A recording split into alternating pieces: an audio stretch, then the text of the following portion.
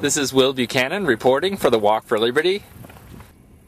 Today is August 5th, 2008, day 102. I've come across the town of Sumatra, although apparently all it consists of is a couple houses and somebody's farm.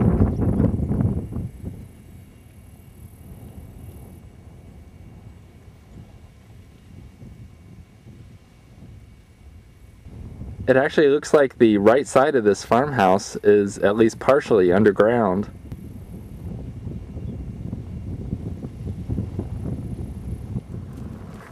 Come here.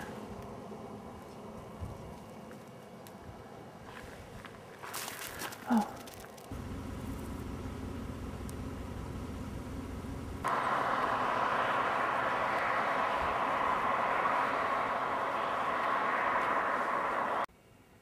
In thinking about that partially underground green farmhouse that I showed at the very beginning of today's video, I'm reminded of another house that was out on the corner on the country road where I grew up in Indiana. This was back in the 70s, and because of the energy crunch at the time, many people were trying to find different ways to conserve energy. So the couple that lived at the end of our road, right on the highway, decided to build their house almost completely underground to use the natural insulation to save energy. At least, that was their goal anyway. They must have hit some snags because their house sat there on the corner, only partially finished, for many, many years. And since their house was on the fastest way into town, we drove by it almost every day.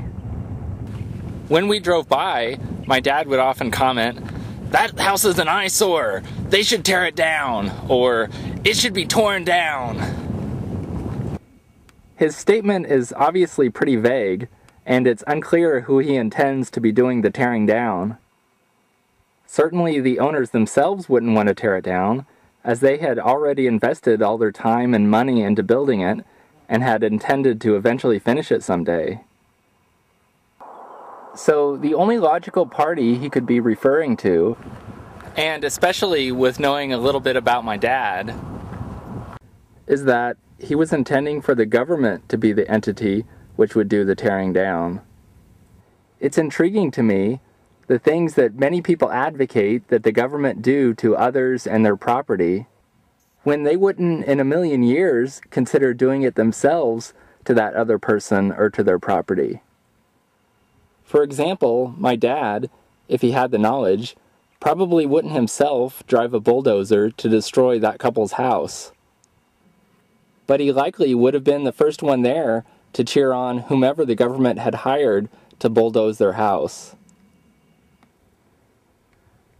For whatever reason, many people seem to feel that their hands have been washed if it's the government which does something to somebody else, even if they had been in favor of the government doing it.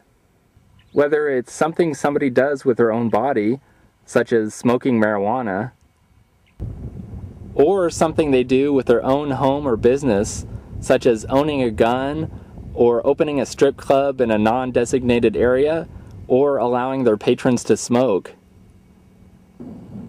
If they're against whatever activity it is, they have no problem with the government coming in and stealing the person's property, or even throwing them in jail, even if they wouldn't personally be the one to steal the property or throw them in jail. I guess it's sort of like mob mentality. Since they're not the sole person doing it, they feel vindicated, even if they know that what the mob is doing is not right. So the next time you advocate the government doing something to a person or their property because of something they're doing that you don't like, I ask you to think to yourself, would you personally be willing to take action against that person or their property? And if not, then why are you willing to ask the government to be your hired goon and do it for you?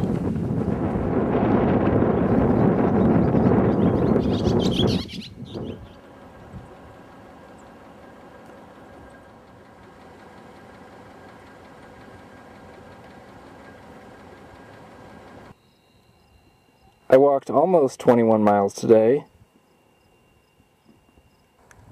Here are my GPS coordinates. This is Will Buchanan for blog.walkforliberty.com, signing off.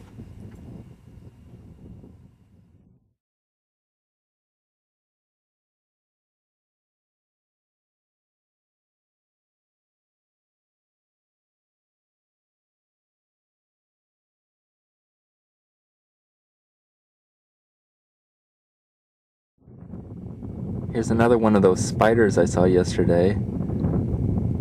His right front leg is on the ground now, so it is obviously a leg.